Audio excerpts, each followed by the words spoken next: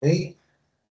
And yeah, spoofing, usually posing an unauthorized user, no? Parang nag-act as a authorized user. Halimbawa, yung mga tumatawag sa atin na papakilala na ganito, ganyan, tapos nanghihingi nung, halimbawa, nung PIN code, no? Yung mga code dun sa uh, sa GCash number, gano'n. Eh, uy, magsisend ako magsisend ako tatawag sa'yo sa phone, tapos magsisend ako sa iyo ng, ng code. O magsisend sa'yo si Globe or si GCash ng code, tapos pakibigay sa akin. Yung pala, hindi natin alam, nakawa na pala tayo. Okay? So, be mindful of that. Computer crime and fraud. No, computer fraud, unauthorized use of computer data for personal gain. No? Again, do not uh, give your username or password to anyone. No? Just keep it within yourself. Okay? Social networking site used for committing computer crime. And again, usually yung iba nagpapanggap na gumagamit ng ibang picture. So be mindful, watch out natin yung mga ganun. And sometimes they are yung computer crimes, also example nito is denial of service attack, no? Tulad nung halimbawa, ay gusto nila na yung website laging hindi alam mo parang lagi naka-down, no? Ayun yung denial of service attack. Kumbaga parang hindi inaccessible yung website. Identity theft, ayan, pagkukuha ng uh, pag pagnakaw, no, ng mga identity. Kaya be careful dun sa pinopost natin na information natin in your Facebook or in our social media platform. So software piracy, distributing child pornography, email spamming. So yan, madalas natin na-encounter yan. They are part of the computer crime and fraud. Okay? So, continuation, writing or spreading virus, worms, Trojan programs, and other malicious code, stealing of files, no? Changing computer records, virus hoaxes, and sabotage. No? Computer insiders commit most of the crime. So bakit? No? Bakit ito included? Kasi yung mga yung mga insiders, no, yung mga halimbawa nasa isang company tayo.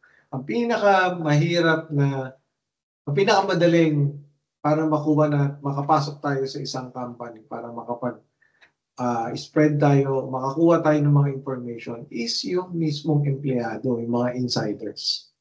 No? Kaya dapat lahat, halimbawa dito sa Malayan, dito sa school, dapat lahat ng employee, lahat ng estudyante are very careful, no? If we are talking about credentials. Okay? Privacy issues. Concern about privacy in the workplace. Usually, employers search social networking sites, employee monitoring system. So there are also misused and abused the information gathered by healthcare organization, no? Na familiar tayo dun sa PhilHealth natin. Diba? Na parang somehow na-hack, no? Financial institution and legal firms. No? And defining privacy is difficult. Information technologies have increased ease of access to information. So nowadays, no, napakadali, no, ang dami ng mga tumaas yung increase natin para makapag-access tayo dun sa mga information natin. Kasi usually they are visible over the internet. Okay? The next social networking sites and privacy issues is Stacy Snyder, He is a former student at Millersville University at Pennsylvania. Posted a photo of herself on MySpace wearing a pirate's hat and drinking. No? Yung Millersville administrators daw, no? Kinonsider yung image na yon or yung picture na yon unprofessionally. No? Bakit? No? First is dahil yung wearing a pirate's hat and drinking, no?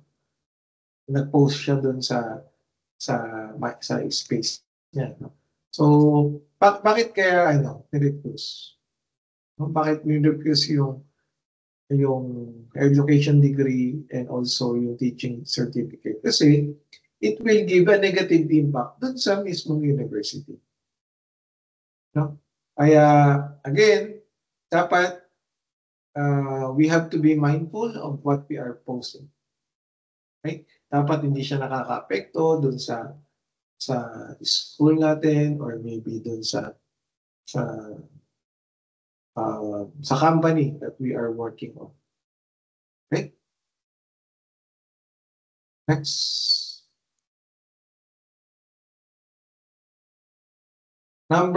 Number of databases is increasing rapidly. Mataas yung information, yung mga yung number of databases natin. Enforcing the federal law has been lax, lumuwag. Index and link databases using social security numbers. Direct marketing companies are major issues of this information. US government began linking large database to find information. Ibig sabihin, marami nang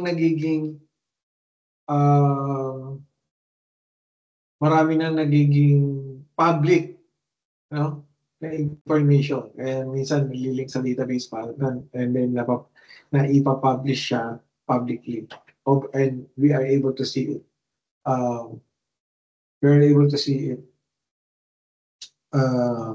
Over the internet.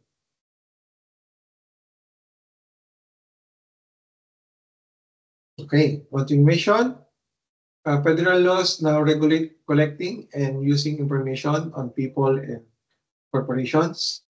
Acceptable use policies, accountability, non-repudiation, hardware and software controls determine what personal information is provided on the web. No, dapat talaga nire-regulate na kung ano ba yung mga information na dapat pwede natin i-upload over the internet para at least hindi yung mga non-intrusive, yun yung mga pwede i-upload, pero yung mga intrusive or mga sensitive data should not be uploaded. Okay, emails. Presents some serious privacy issues, spamming, unsolicited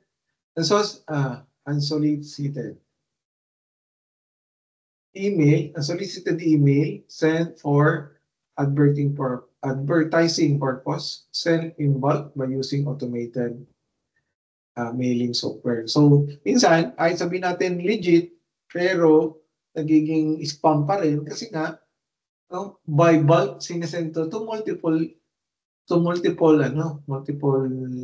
users, no? Minsan kahit hindi mo hinihingi, makikita mo sa email mo, may mga email sa'yo, ina-advertise nila yung product nila, diba? So, though hindi naman siya totally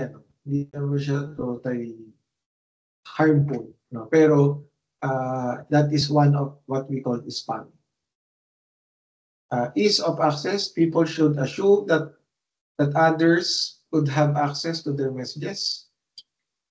Any email sent on company-owned computers are property of the organization. And data collection on the internet. Number of people shopping online is increasing, no? Tumataas daw yung mga nagsha-shop over the internet, no? Kasi mostly hindi mo na nakikita na nagsha-shopping doon sa mga malls, no? Mas madalas nagsha-shopping na lang tayo through Lazada, through Shopee, and other online platforms.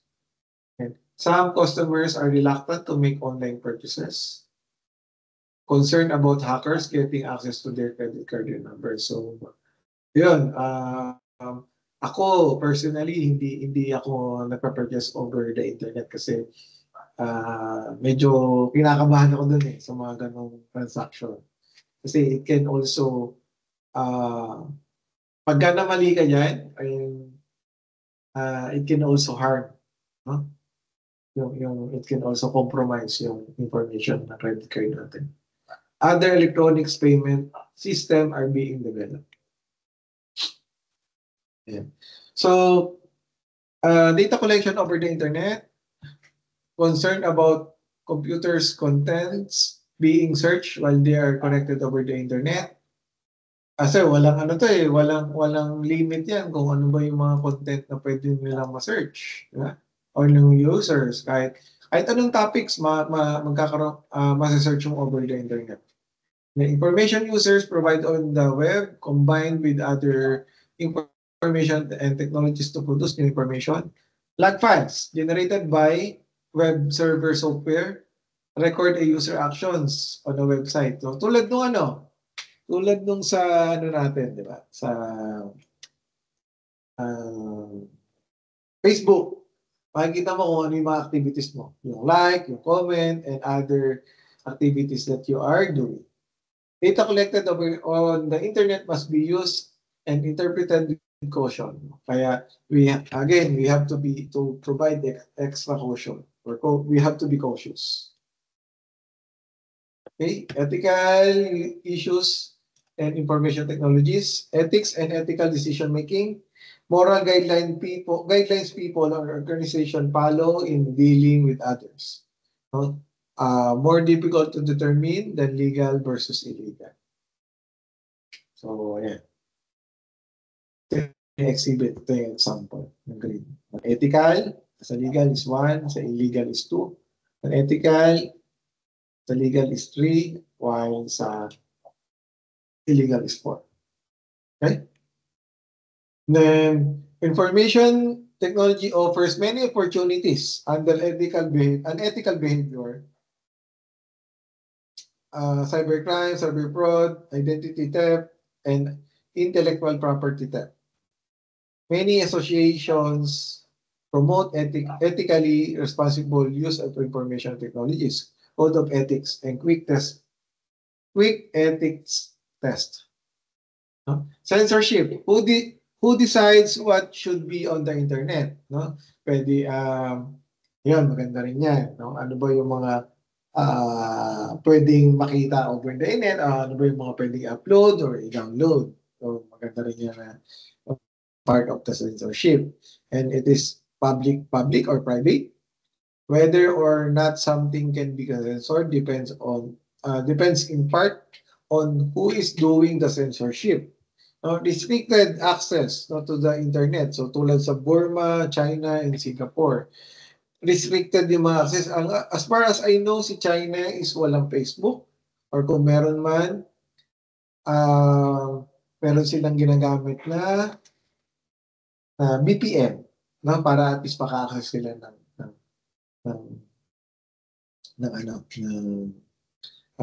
Facebook. Pero as far as I know, si China talaga is hindi nila inaalaw ang Facebook.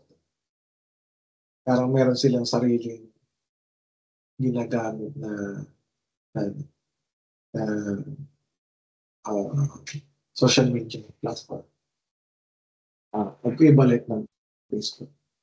US citizens don't want the government controlling internet access. Okay, sa US daw, no, don't want the government controlling the internet access. Kaya pero parang nowadays, no, parang si Trump is parang naban niya yung sa TikTok. And as far as I know, si TikTok is coming from China. Excuse me. So, parents are concerned about what their children are exposed to. For example, pornography, violence, and adult language.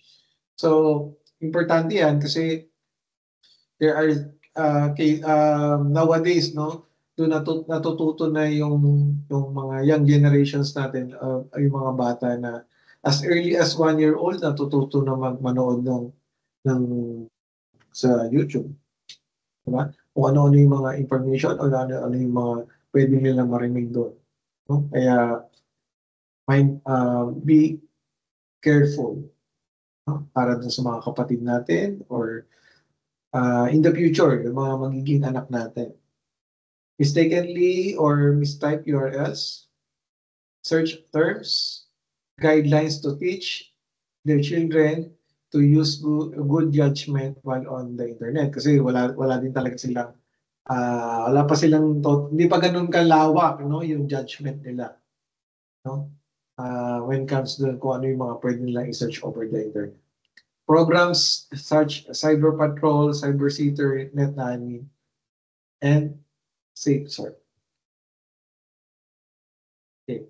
Concerned about computer contents, search while they are connected over the internet. No? Ano din yun? That is one of the concern ng mga parents. Information user provide on the web, combined with other information and technologies to produce new information. Land files generated by web server software. Bumalik tayo. Bumalik na.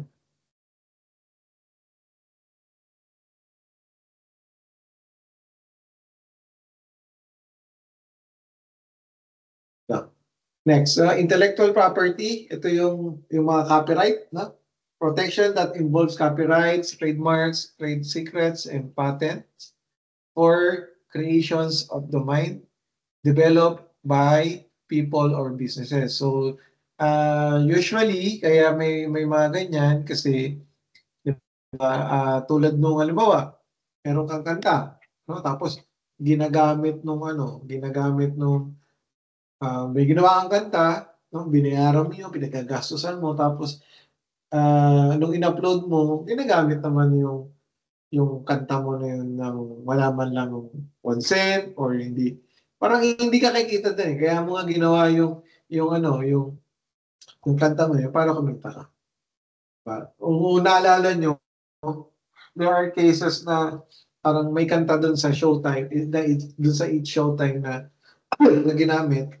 Tapos, parang naging issue sa, ano ba yun?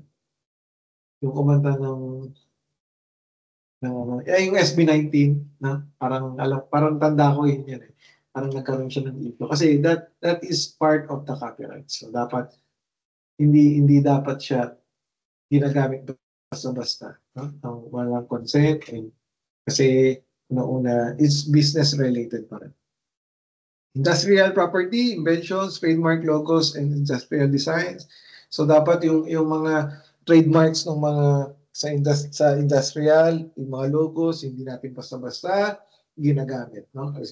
That is also private, no? Copyrighted materials, literary and artistic works may apply to online materials except under fair use doctrine. Okay?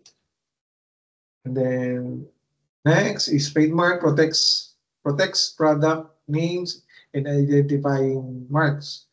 So, ano ba yung example niyan? Yung sa Itbulaga, di ba? Nagkaroon tayo ng issue dun sa paggamit ng Itbulaga tapos nagkaroon pa ng kasuhan.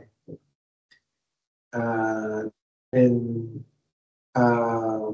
the latter part, ang nanalo pa rin is yung CTBJ kasi sila talaga yung gumawa nung Itbulaga. Tapos, next is patent. Protects new processes, advantage of patents. So, new processes, halimbawa yung sa mga gamot, no? And ano ba yung mga advantage niyan? Kasi, pagka, halimbawa, yung gamot na, halimbawa, yung biogenic, dati, parang, isang ano lang yan, isang company lang yung pwedeng nakagawa na paracetamol. Pero, Within the ano lang yun, hindi ko alam kung gaano katagal, pero may lang siyang limit na later on mawawala na yung patent. Okay? Super piracy, so bawal yung sa bawal yung magpa-pirate ka. So, meron nga sa atin, halimbawa ako, gumagamit din ako dati ng yung Counter-Strike. Tapos ang gamit ano lang pala siya, hindi siya, wala siyang license. So, parang crack lang so bawal siya. No? So, dapat lahat ng mga software natin ay license. Ibig sabihin, may license code na legit. Okay. Laws, Telecommunications Act of 1996, Communications Decency Act or CDA, Law Against Spamming. So, yan, may law na pala for against dun sa spamming, no? So, hindi siya basta-basta dapat pagka meron tayong advertisement dapat mag-send tayo dun sa mga email na meron, email address ng mga kilala natin, hindi siya basta-basta pwedeng gano'n. Okay? And then,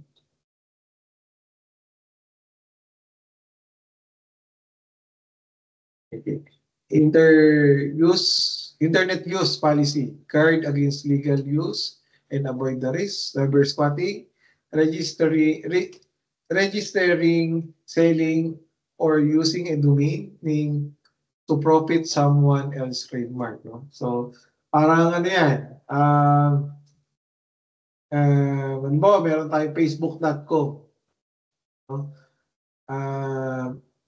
Bawal siyang gamitin. Para at least para makapag-profit tayo kasi it's a trademark, no? Dati may nangyaring ganyan na nagkaroon sila ng kaso, no? Na akala nila okay lang pero in the end nagsampa ng kaso yung isang company na almost ginaya yung domain name nila. Okay, kaya pag halimbawa nagkakaroon tayo ng business, you have to be mindful, guys. Or careful dun sa dapat wala tayong katulad na domain. Okay? So, ito yung sample niya, no? Itong company na to, si Verizon, nagkaso so kay Online Nick. No? Kasi si Online Nick registered yung domain containing Verizon's trademark. So, may Verizon Wireless, iPhone Verizon plans, Verizon Cellular. No? At the end, si Verizon nanalo, no? Doon sa kaso. Okay? And social divisions and digital divide. Computers are not affordable for many people. No? Hindi lahat meron. Hubs and have-nots, and then companies installing cables for internet connection might subject their communities to a type of economic redlining. Then children are often victims of this divide. Funding for computers at the schools and libraries, loaner programs. Okay? Then, ito naman yung mga impact, no, of information technology in the workplace. No? Magkaroon naman tayo ng maraming trabaho. No? Nagkaroon ng programmers, system analysts, database and network administrators, network engineers, webmasters, web page developers, e-commerce specialists, CIO or Chief Information Officers, and technicians. Web designers, Java developers or programmers, web troubleshooters, commuting, and virtual work. Ito, napaka-particular natin nito, yung mga tinatawag natin na virtual assistants or yung VA. No, online lang siya, no? You're able to get to earn money no? While doing a virtual work. Job the skilling, skilled labor eliminated by introducing high technology. Job downgraded from a skilled to semi-skilled or unskilled position. Okay, so ito naman yung mga advantage and disadvantage of telecommuting. So ito, bigyan lang kita ng siguro mga few lang. Ability to care for small children and elderly parents and spend more time with family. Tulad ko, I am working from home or once a month lang ako pumupunta sa office. No? So, I was able to spend more time dun sa family ko. Ano naman daw yung potential drawback? Possibility of becoming a workaholic, no hard boundaries between at work and at home. Ang mahirap nga naman to. No? Kasi hindi ko na talaga ma-determine kung kailan ba ako work lang ba talaga ako or nasa bahay ako. No? Parang hindi ko na talaga minsan pagka nagwo-work ako, minsan focus ako, minsan hindi. No? Minsan sumusobra ako na instead na halimbawa 8 a.m. to 5 p.m. lang ako, minsan naabot ako ng 7. Parang ganun. Yun yung mga example. Ito. Next is the benefit, having fewer restrictions on clothing for work and saving the expense for workwear. So, hindi ko kailangan bumili ng maraming damit. No, kahit nakasando lang ako, naka-boxer, makakapag-work ka pa rin. Potential drawback, not having a regulated work routine. No? Yun nga, hindi ko na alam kung baka yung oras ko is hindi lang siya, kung halimbawa, kung ang shift ko is 8 a.m. to 5 p.m., minsan, nakapag-work pa ako ng beyond may office hours. Ito, siguro hindi ko nalalahatin, no? Pero, basahin nyo na lang din yung iba. Pero, last na to, yung no commute, so distance and time factors are reduced, as well as the effects of car emission on air quality. So, ayan, hindi ko kailangan pumunta ng office. No? Pagkagising ko, pwede na agad ako mag-work. Kahit di ako maligo or maligo ako, okay lang. Tapos makakatulong pa ako sa environment or dun sa kakaroon pa tayo ng healthy environment. Kasi it will help dun sa mas makonti yung epekto niya dun sa car emission, dun sa quality ng air natin. Yung nga lang ang potential drawback less interaction with our coworkers. Tulad nung sa team na hawak ko, no? I totally promoting yung collaboration. Minsan yun ang nagiging issue namin, hindi sila totally in sync. No? Hindi sila totally mapapansin mo na hindi sila nag-uusap. No? Kaya yun yung mga benefits and potential drawback. Kaya hindi ko na lalahatin yan. Pero you can read it naman. Okay? And next, impact of information technology in the workplace, job upgrading, clerical worker who now use computer. Ayan, yung dati, ang gamit nila is yung typewriter pa, no? Ngayon, they are using computers na. One skilled worker might be capable of doing the job of several workers. Virtual organization, networks of independent companies, suppliers, computers, and manufacturers connected by information technologies, share skills and costs, have access over the internet, or have access to each other's market. No?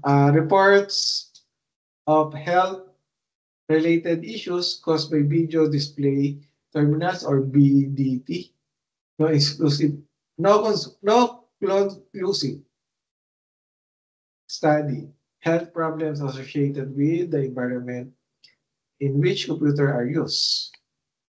And then, ito daw yung mga health issues na na-encounter natin in the information technology. So, other reports of the health problems. So, sa paningin natin, sa mga musculoskeletal,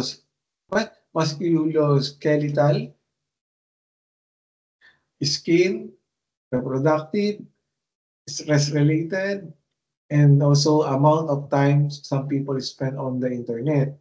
No, usually, hindi na natin parang most of the time we are browsing na over there, doon na lang sa cellphone natin. Most of the time, doon tayo nakatuto. Green computing. Green computing is computing that promotes a sustainable environment and consumes the least amount of energy. Green computing involves the design, manufacture, utilization, and disposal of computer servers and computing devices such as monitors, printers, storage devices, and networking and communications equipment in such a way that there is a minimal impact to the environment or on the environment. So usually, ang green computing, di ba, usually yung mga computer natin minsan, kailangan natin ma-upgrade. So, saan mapupunta yung mga debris mo? Di ba? So, as much as possible, sana siya, na-reuse or na-recycle, kumbaga. Ayan. So, ways to pursue a green computing strategy. Design products that last longer, are modular in design, so that certain parts can be upgraded without replacing the entire system. No? Siguro pwedeng merong kapapalitan na item, no? Halimbawa, motherboard, hindi lahat yun papalitan mo. Meron kang pwedeng i-reuse doon ulit. Pero parang ma-upgrade mo pa rin siya. Parang ililimit mo lang na ma-upgrade mo siya, pero sabihin natin, meron ka pa rin may reuse dun sa item na yun. Designing search engines and other computing routines that are faster and consume less energy. Replacing several underutilized smaller servers with one large server using virtualization techniques. No? Parang servers na isang computer lang, isa lang yung gumagana na operating system, pero pag ginamit mo yung virtualization techniques, it will help you to have more servers dun sa loob. Okay? Then, next is using computing devices that consume less energy and are biodegradable, allowing certain employees to work from their homes, resulting in fewer cars on the roads. So, tulad ko, madalas ako nasa working from home. No, once a month lang ako pumunta sa office. So, once a month lang din ako nadadala sa sasakyan. Then, replacing actual face-to-face meeting with meetings over computer networks. So, instead na punta kayo ng office every day, tapos face-to-face meeting kayo, pwede nang gamitin yung mga Teams, no? Pwedeng gamitin yung Zoom and other platform. No? Over the computer network na lang siya. Ayan, tulad ng video conferencing, electronic meeting systems, and groupware, including our Teams. No? Okay? And then, the next is they're using a virtual world, using cloud computing, turning off idle PCs, recycling computer-related materials, and encouraging carpool and non-motorized transportation for employees. So, ayan, yung dati, di ba, parang ano lang tayo parang magsa-taxi tayo, di ba? Mag-grab ka, isang tao lang din talaga yung pwede. Ngayon, pwede na tinatawag na carpool. No? Na pwede, alam mo, ako, pupunta ako from sa bahay namin, pupunta ako ng Malayan. Tapos, pwede ako instead na Halimbawa, dalawa kami. Dalawa kaming may sasakyan, pareho kami nag-work sa Malayan. Tapos, sabi kami ng schedule, no? Napupunta sa Malayan, tapos sabay din kami uwi, no? Yun, yung tinatawag na carpool is, instead na magdala kami ng parehong sasakyan, isang sasakyan na lang gagamitin namin. So, makakatipid pa rin tayo doon. Okay? And then, ito yung summary, no? I think information technologies and affect privacy, can be used for computer crimes, privacy issues, email censorship, organizational issues, no? Digital divides, workplace impacts, health impact, and green computing.